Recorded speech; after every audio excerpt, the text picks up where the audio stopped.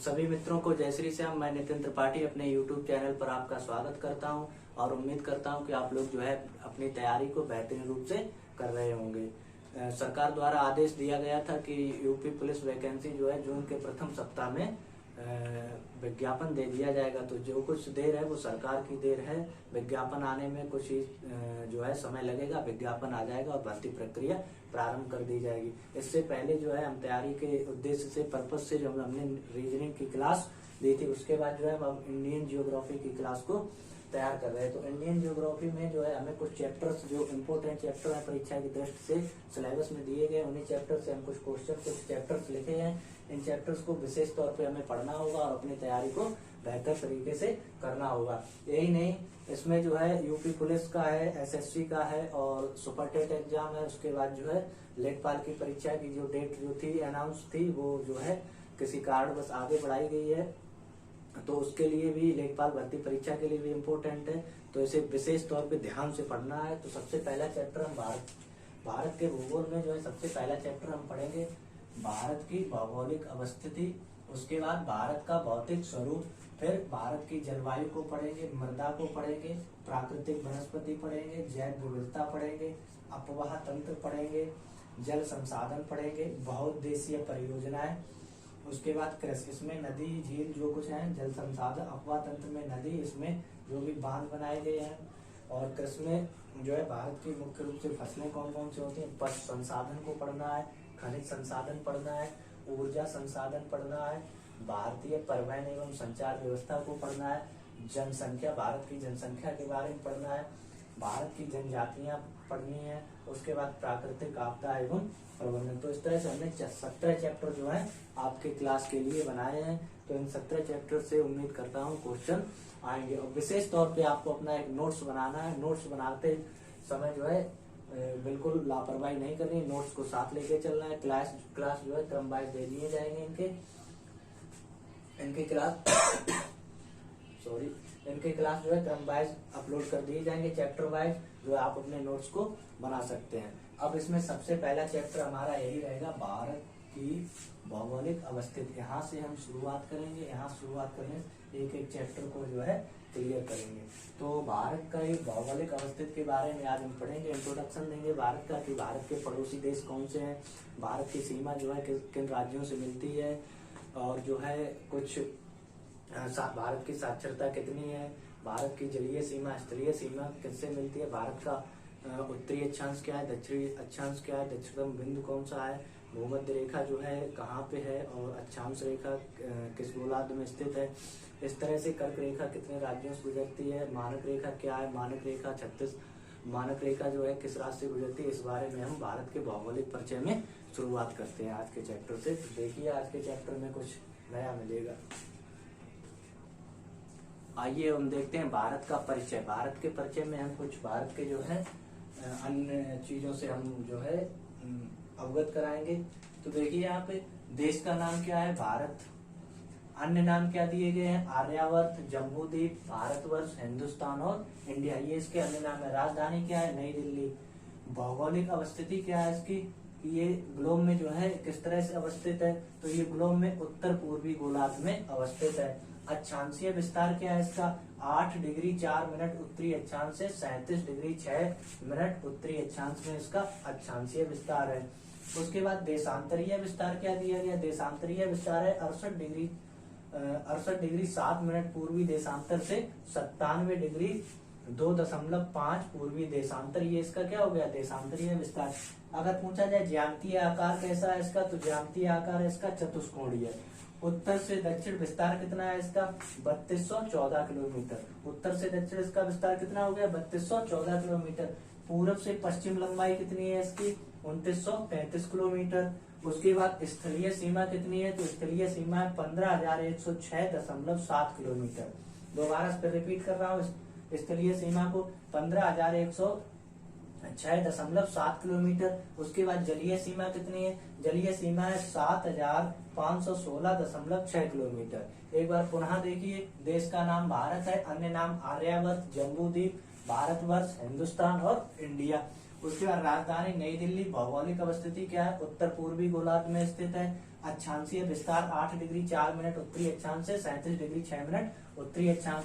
देशांतरीय विस्तार क्या है इसका, 68 डिग्री 7 मिनट पूर्वी देशांतर से, 97 डिग्री 2.5 पूर्वी देशांतर। ज्यामितीय आकार कैसा है इसका, चतुष्कोणीय। उत्तर से दक्षिण लंबाई कितनी है इसकी, 3214 किलोमीटर।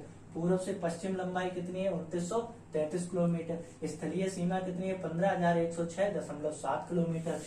और इसका जो है जलीय सीमा कितनी है, 7,516.6 किलोमीटर। अब देखते हैं इसके आगे जो है इसका परिचय क्या क्या है।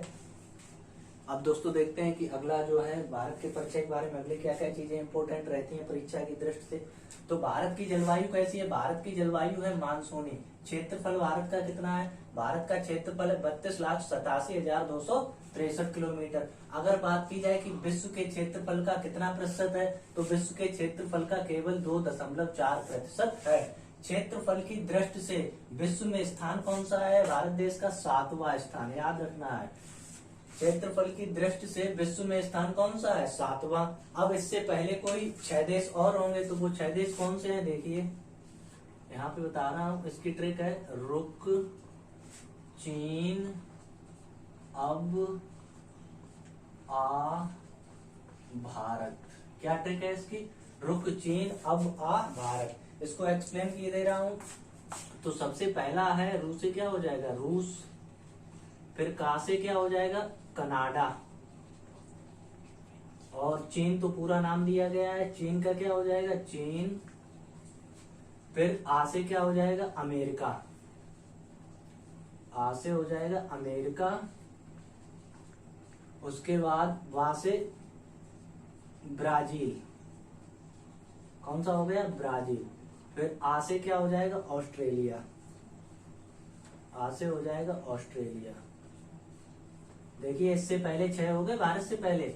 रूस नंबर 1 पे, फिर 2 पे कनाडा, 3 पे चीन, 4 पे अमेरिका, 5 पे ब्राजील और 6 पे ऑस्ट्रेलिया। तो इसमें जो है हमें याद करने के लिए बस यही है, क्षेत्रफल की दृष्टि से भारत का 7वां स्थान है। इससे पहले 6 और देश हैं, वो कौन से हैं, इसके लिए हमने ट्रिक बताई, रुक, चीन, अब, आ, भारत। रा से रूस हो गया, का से कनाडा, चीन पूरा नाम दिया गया, आ से अमेरिका, बा से ब्राजील और आ से ऑस्ट्रेलिया। और 7वें नंबर पे कौन सा आता है अपना, भारत। अब देखिए जनसंख्या की दृष्टि से विश्व में भारत देश का कौन सा स्थान है, तो जनसंख्या की दृष्टि से विश्व में भारत देश का स्थान दूसरा है। इससे पहले प्रथम स्थान पे कौन है, तो प्रथम स्थान पे है चीन।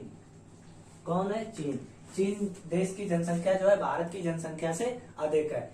भारत में जनसंख्या जो है, ग्रामीण जनसंख्या कितनी है, ग्रामीण जनसंख्या का प्रतिशत कितना है, 68.8%। ये ग्रामीण जनसंख्या निवास करती है। शहरी जनसंख्या कितनी है, 31.16%।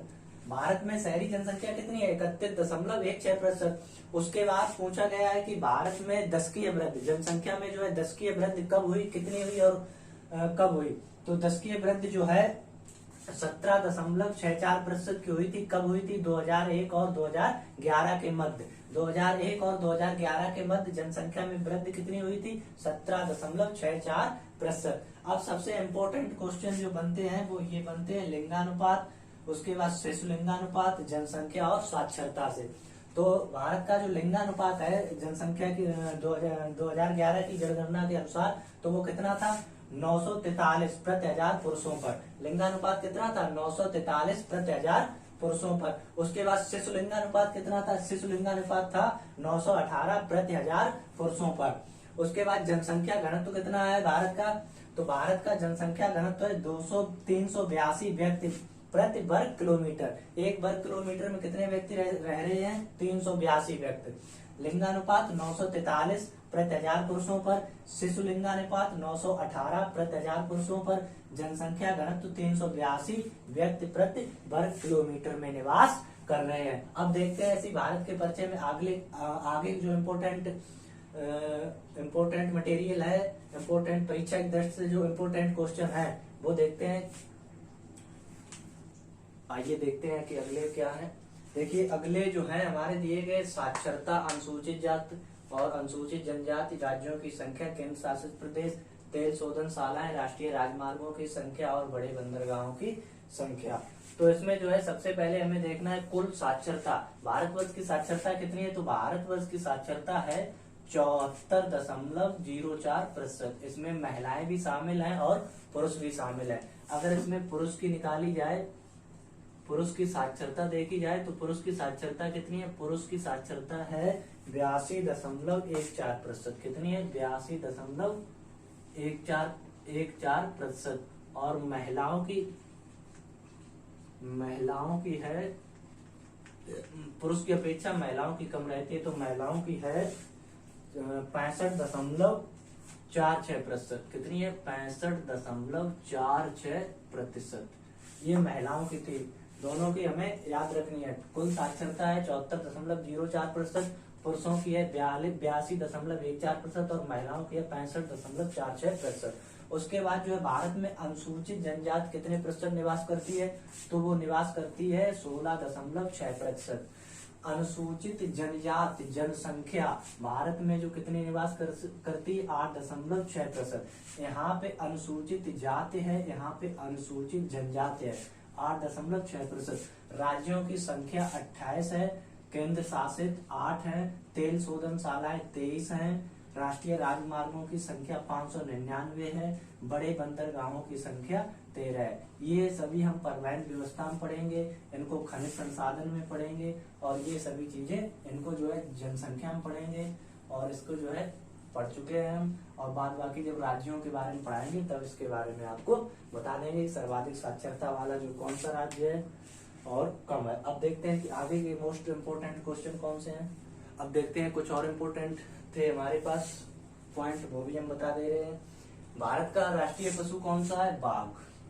उसके बाद राष्ट्रीय विरासत पशु कौन सा है? हाथी। राष्ट्रीय पक्षी मोर। राष्ट्रीय वृक्ष बरगद। राष्ट्रीय पुष्प कमल। राष्ट्रीय चिन्ह अशोक स्तंभ। अशोक स्तंभ। उसके बाद राष्ट्रीय गान जन गण मन। ठीक है। इसके जो है रचयिता कौन है? तो इसके रचयिता हैं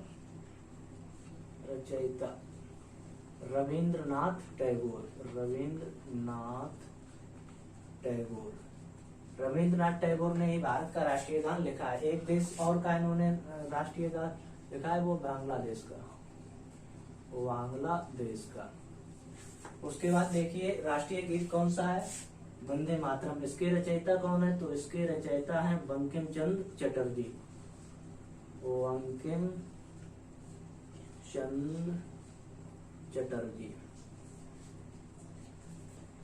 राष्ट्रीय गान के रचयिता रविंद्रनाथ टैगोर, इन्होंने बांग्लादेश का भी लिखा है। उसके बाद राष्ट्रीय गीत वंदे मातरम, रचयिता है बंकिम चंद्र चटर्जी। राजकीय भाषा हिंदी है, राष्ट्रीय लिपि है देवनागरी। राष्ट्रीय वाक्य सत्यमेव जयते। सत्यमेव जयते ये इंपोर्टेंट रहता है क्वेश्चन। सत्यमेव जयते जो है किससे लिया गया है? तो ये लिया गया मुंडको उपनिषद से। याद रखना कि राष्ट्रीय वाक्य जो है सत्यमेव जयते कहां से लिया गया है? मुंडको, गलत लिख दिया, दोबारा से लिखता हूँ, मुंडकोपनिषद से लिया गया। राष्ट्रीय ध्वज तिरंगा है, राष्ट्रीय नदी गंगा है, राष्ट्रीय जलजीव गंगा डॉल्फिन। ये अंधी डॉल्फिन होती है, कैसी होती? अंधी डॉल्फिन। इसे सुनसु भी बोलते हैं। क्या बोलते हैं? सुनसु। ठीक है, याद रखना है इन सभी पॉइंट को। अब बढ़ते हैं हम नेक्स्ट पार्ट की तरफ, जिसमें जो है फिगर्स के माध्यम से हम समझाएंगे कि उत्तरी बिंदु कौन सा है भारत का, दक्षिणी बिंदु कौन सा है। इस तरह से जो है आगे की तरफ देखते हैं। आइए देखते हैं कि देश की चतुर्दिक सीमा बिंदु क्या है। भारत का उत्तरी बिंदु कौन सा है, दक्षिणी बिंदु कौन सा है, पूर्वी बिंदु कौन सा है और पश्चिमी बिंदु कौन सा है। तो सबसे पहले नक्शा को ना बनाते हुए जो है हम केवल इस तरह से लाइन बना रहे हैं। इस तरह से हमने क्या बना दिया? लाइन। इसी से आपको समझना है। सबसे पहले बताओ, ऊपर की तरफ हमारी कौन सी होती है? नॉर्थ, उत्तर। नीचे की तरफ साउथ, नॉर्थ के अपोजिट साउथ। यहाँ पे ईस्ट हो जाएगा और यहाँ पे क्या हो जाएगा? वेस्ट। अभी हमने बताया था कि भारत का उत्तर से दक्षिण विस्तार कितना है भारत का? तो भारत का उत्तर से दक्षिण विस्तार है 2900 नहीं, भारत का पहले ये लिखो, भारत का यहाँ से उत्तर से दक्षिण विस्तार हो जाएगा 3214 किलोमीटर। उत्तर से दक्षिण विस्तार कितना हो गया 3214 किलोमीटर, और पूरब से पश्चिम विस्तार कितना हो जाएगा 2933 किलोमीटर। देखिए इसका यहाँ पे कितना हो गया, पूरब से पश्चिम 2933 किलोमीटर और उत्तर से दक्षिण 3214 किलोमीटर। उसके बाद जो है इसका हम निकालते हैं कि पूर्वी अक्षांश कौन सा है, तो इसका है 68 डिग्री 7 मिनट ईस्ट से 97 डिग्री कितना था 97 degree 5 minute 97 degree 5 minute east. और यहाँ पे नॉर्थ वाला कितना था 8 डिग्री 4 मिनट से 8 डिग्री 4 मिनट से कितना था यहाँ पे 37 डिग्री 6 मिनट, इतना इसका विस्तार दिया गया था। यहाँ तक बात क्लियर होगी। उत्तर से दक्षिण विस्तार पूछा जाए तो 3214, पूरब से पश्चिम पूछा जाए 2933, अगर अक्षांशीय विस्तार पूछते हैं तो 68 डिग्री 7 मिनट से 97 डिग्री 5 मिनट। उसके बाद अगर नॉर्थ से पूछते हैं तो 8 डिग्री 4 मिनट से 37 डिग्री 6 मिनट तक हो जाएगा। अब पूछते हैं कि अगर इसका जो है पूरब में कौन सा देश स्थित है, यही सब क्लियर करना है। पूरब, पश्चिम, उत्तर, दक्षिण, हम हिंदी में भी लिखे दे रहे हैं। उत्तर ये हो जाएगा, उसके बाद पूरब ये वाला है, दक्षिण यहाँ पे है और पश्चिम यहाँ पे। अब सबसे पहले बात आती है कि भारत का सबसे पूर्वी बिंदु कौन सा है। भारत का पूर्वी देश कौन सा है, भारत का पूर्वी देश है अरुणाचल प्रदेश। अरुणाचल प्रदेश, ये तो हमने पता कर लिया कि भारत का पूर्वी देश अरुणाचल प्रदेश है, लेकिन पूर्वी बिंदु कौन सा हो जाएगा भारत का, तो भारत का पूर्वी बिंदु हो जाएगा अरुणाचल प्रदेश में ही स्थित है किबुत। याद रखना है भारत का जो है पूर्वी देश अरुणाचल प्रदेश और पूर्वी बिंदु कौन सा है किबुत। ये क्या है पूर्वी बिंदु, पूर्वी बिंदु। उसके बाद हमें देखना है कि पश्चिमी बिंदु कौन सा है। पश्चिमी, सबसे पहले पश्चिमी राज्य बताओ। पश्चिमी राज्य है इसका गुजरात। गुजरात में ही है इसका जो है पूर्वी बिंदु। पश्चिमी बिंदु कौन सा है गुजरात में, तो गुजरात में है इसका पूर्वी बिंदु सर क्रीक। कौन सा हो जाएगा गुजरात में इसका, गुजरात में गा है तो इसकी ट्रिक थी सर क्रीक, तो वहां इसकी ट्रिक है गौर माता। गा से गौर माता, याद रखना गा है गौर माता। ट्रिक इसकी यही है। गुजरात का सबसे ये पश्चिमी प्रदेश गुजरात, और इसका पश्चिमी बिंदु कौन सा है गौर माता। यहाँ पे लिख लो पश्चिमी बिंदु, पश्चिमी बिंदु, पश्चिमी बिंदु गौर माता। अब देखिए उत्तरी बिंदु इसका कौन सा हो जाएगा, तो इसका उत्तरी बिंदु हो जाएगा, पहले पता करो दक्षिण उत्तर में राज्य कौन सा है। उत्तर में राज्य है जम्मू कश्मीर, जम्मू कश्मीर। अब कहाँ आ रहा है कौल, तो यहाँ पे हो जाएगा इंदिरा कौल, इंदिरा कौल। उत्तरी बिंदु कौन सा हो गया इसका इंदिरा कौल, और दक्षिणी हो जाता है इसका, दक्षिणी हो जाता है इंदिरा पॉइंट। सबसे दक्षिणी है Indira point, Indira point. Indira point कहाँ स्थित है, तो इंदिरा पॉइंट है अंडमान में। ये भारत की मुख्य भूमिका नहीं है, लेकिन अंडमान जो है भारत में शामिल है, तो इंदिरा पॉइंट कहाँ पे आ जाएगा अंडमान। अगर पूछा जाए कि भारत का मुख्य भूमि से दक्षिणी बिंदु, यहाँ पे लिखे दे रहा मुख्य भूमि से, तो ये तमिलनाडु कौन सा है कन्याकुमारी। कन्याकुमारी। इसका अन्य नाम भी याद रखना है। अन्य नाम क्या है? तमिलनाडु, यहाँ पे लिखे दे रहा हूं, तमिलनाडु में है। अन्य नाम है इसका कैप कैमोरिन, कैप कैमोरिन। अब देखिए, अब सभी पॉइंट को लिख दिया है। भारत का पूर्वी प्रदेश अरुणाचल प्रदेश, और पूर्वी बिंदु कौन सा हो गया? किबुत। किबुत कहाँ है? अरुणाचल प्रदेश में। उसके बाद देखिए पश्चिमी गुजरात, गा से गौर माता, ये पश्चिमी बिंदु है। फिर देखिए उत्तर में कौन सा राज्य है? जम्मू कश्मीर, इंदिरा कौल। उत्तरी बिंदु कौन सा है? इंदिरा कौल। दक्षिणी भूमिका, दक्षिणी मुख्य भूमिका जो है कन्याकुमारी है, तमिलनाडु में। इसका दूसरा नाम कैप कैमोरिन। और अगर पूछा जाए कि दक्षिणी, सबसे दक्षिणी बिंदु, यहाँ पे दक्षिणी बिंदु, तो दक्षिणी बिंदु इंदिरा पॉइंट है, ये कहाँ पे? अंडमान। मुख्य भूमिका पूछा जाए तो कन्याकुमारी है, तमिलनाडु, कैप कैमोरिन इसका नाम है। ये तो भारत देश की क्या थी? चतुर्दिक सीमा।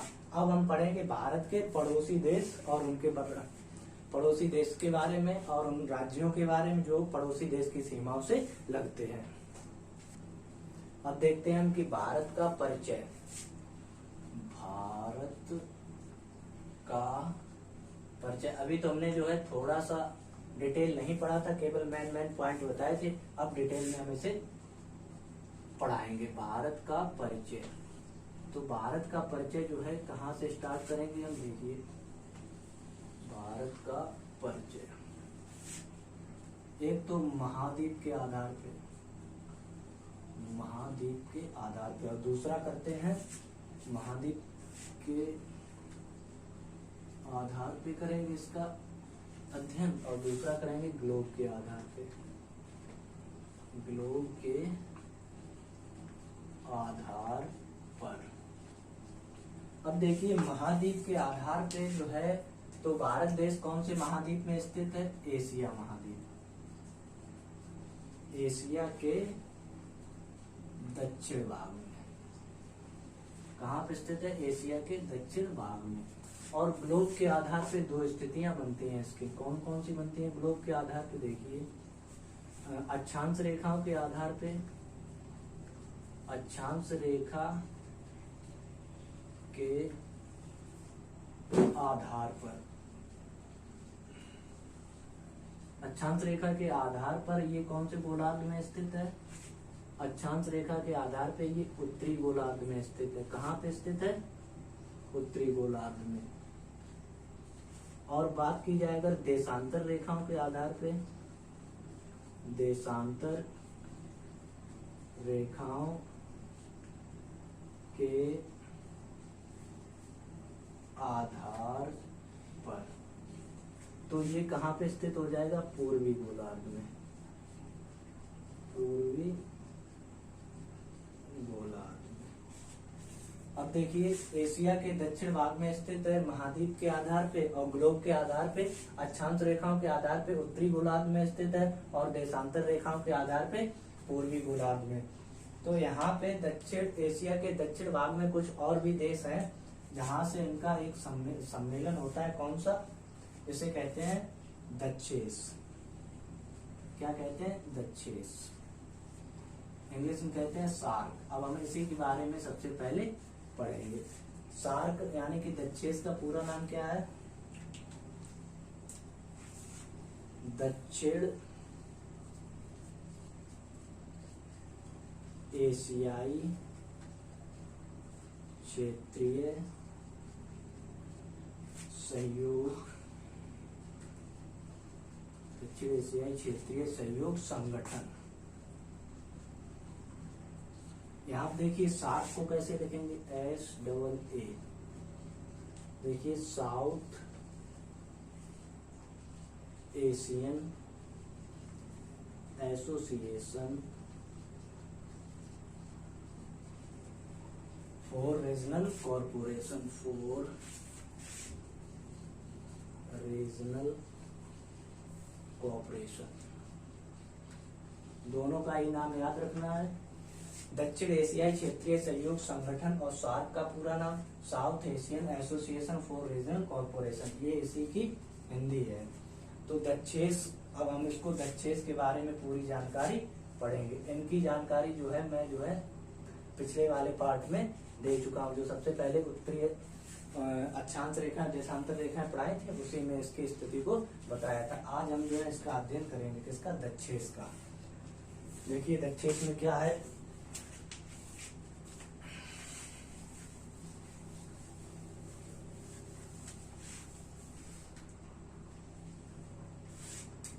देखिए दक्षिण एशियाई क्षेत्रीय सहयोग संगठन। क्या है, दक्षिण एशियाई क्षेत्रीय सहयोग संगठन। तो इसका जो है दक्षिण एशियाई क्षेत्रीय सहयोग संगठन का स्थापना कब हुई थी? स्थापना पूछ सकता है। स्थापना इसकी हुई थी 8 नवंबर नहीं 8 दिसंबर 1985 को। कब हुई स्थापना? 8 दिसंबर 1985 को। इसका मुख्यालय कहाँ है? तो इसका मुख्यालय है काठमांडू में। काठमांडू। और इसका स्थापना हुई कहाँ थी? तो वो भी याद रखना है, ढाका में हुई थी। ढाका किसकी राजधानी है? बांग्लादेश का। ये सबका पहले मुख्यालय कहाँ है? इसके प्रथम महासचिव कौन थे? प्रथम महासचिव,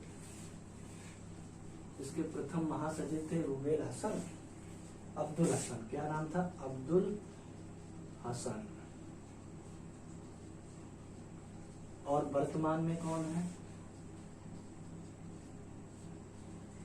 वर्तमान में है इसके एसला रुवान वीरुकन। एसला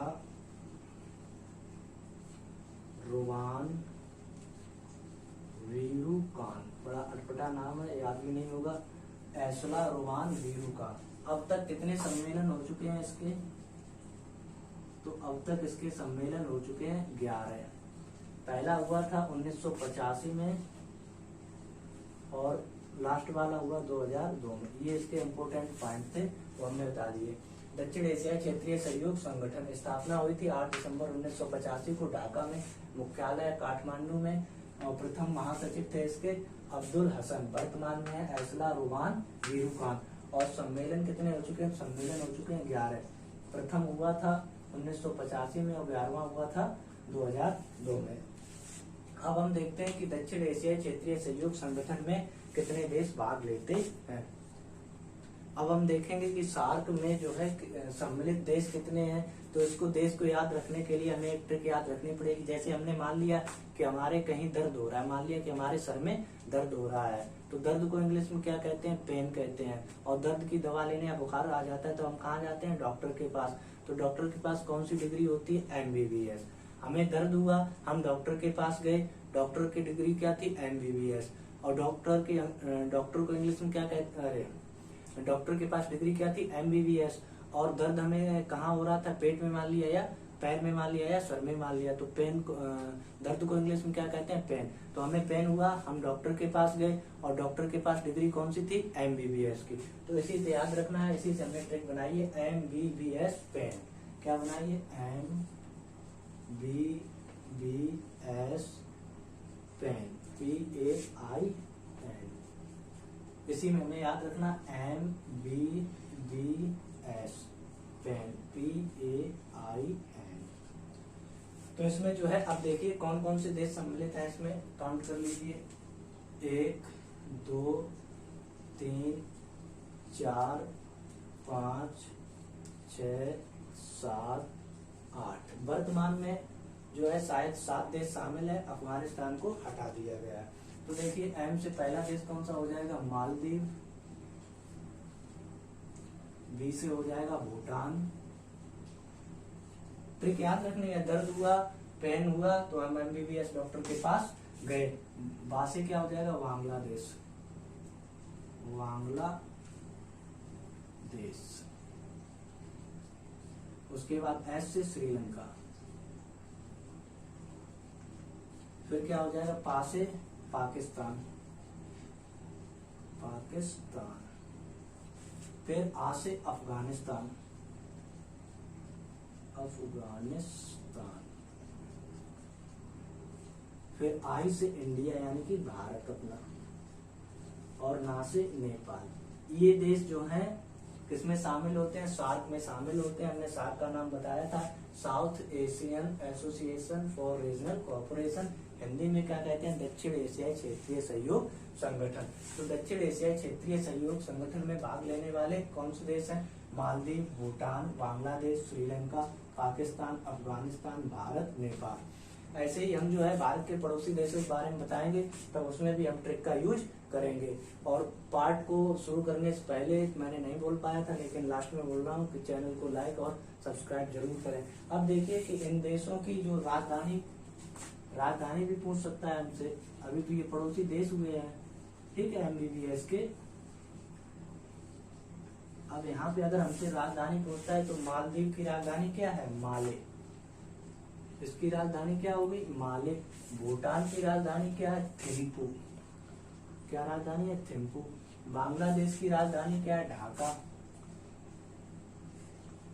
और श्रीलंका की राजधानी कोलंबो।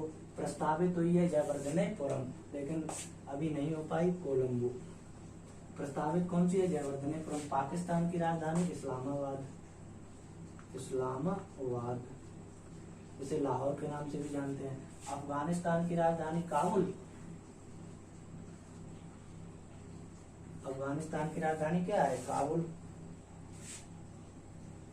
और उसके बाद भारत की नई दिल्ली, नई दिल्ली। और नेपाल की काठमांडू, नेपाल की राजधानी क्या है, काठमांडू।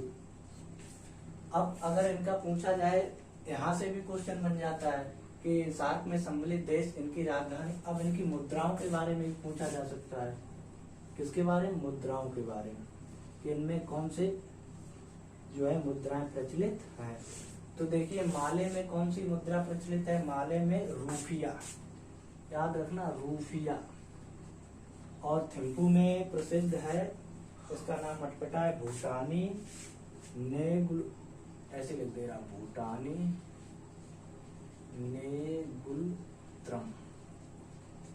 और ढाका में क्या चलता है, ढाका में चलता है टका। और यहाँ रुपया चलता है। उसके बाद इस्लामाबाद में रुपया, पाकिस्तानी रुपया। काबुल में चलती है अफगानी मुद्रा। कौन सी चलती है, अफगानी मुद्रा। और नई दिल्ली में अपना रुपया चलता है। और इसमें क्या चलता है, काठमांडू में भी नेपाली रुपया। ठीक है, इस तरह से जो है हमने सार्क में सम्मिलित देशों के बारे में पढ़ा। तो सार्क में सम्मिलित देश कौन से हैं, फिर से याद रखना कि हमें दर्द हुआ, दर्द को इंग्लिश में कहते हैं पेन। पेन की दवाई लेने के लिए हम किसके पास गए, डॉक्टर के पास गए। डॉक्टर को क्या था, डॉक्टर के पास किसकी डिग्री थी, MBBS की डिग्री। तो MBBS पेन। माँ से, M से मालदीव, B से भूटान, B से बांग्लादेश, S से श्रीलंका, P से पाकिस्तान, A से अफगानिस्तान, इंडिया यानी भारत, और नेपाल। मालदीव की राजधानी माले, भूटान की थिम्पू, बांग्लादेश की ढाका, श्रीलंका की कोलंबो। और प्रस्तावित हुई है श्री जयवर्धनेपुरम। पाकिस्तान की इस्लामाबाद, अफगानिस्तान की काबुल, भारत की नई दिल्ली, नेपाल की काठमांडू। इनकी सभी की मुद्राएं हमने लिख दी हैं, याद रखना है। क्वेश्चन यहाँ से भी बनता है, यहाँ से भी बनता है, और यहाँ से भी बनता है। तो सार्क की जो स्थापना हुई थी, कहाँ हुई थी, ढाका में हुई थी। कब हुई थी, 8 दिसंबर 1985 को। सार्क का मुख्यालय कहाँ है, काठमांडू में। और इसके प्रथम महासचिव कौन थे, तो प्रथम महासचिव थे अबुल हसन। वर्तमान में कौन से हैं, वर्तमान में है इसके ऐसला रुबान। और इसका पूरा नाम क्या था, दक्षिण एशियाई क्षेत्रीय सहयोग संगठन। सार्क का क्या नाम था, सार्क इंग्लिश में कहते हैं और हिंदी में कहते हैं दक्षिण, SAARC South Asian Association for Regional Cooperation. इस तरह से जो है हमने आज का टॉपिक पूरा कर लिया, भारत का परिचय। कल हम पढ़ेंगे नई ट्रिक के साथ भारत के पड़ोसी देशों के बारे में, किस राज्य से कौन सी सीमा लगती है। इस तरह क्वेश्चन जो है बनते हैं परीक्षा, वो सभी हमको पॉइंट आउट करने हैं परीक्षा की दृष्टि। आज के लिए इतना ही, धन्यवाद। जय श्री श्याम सभी को।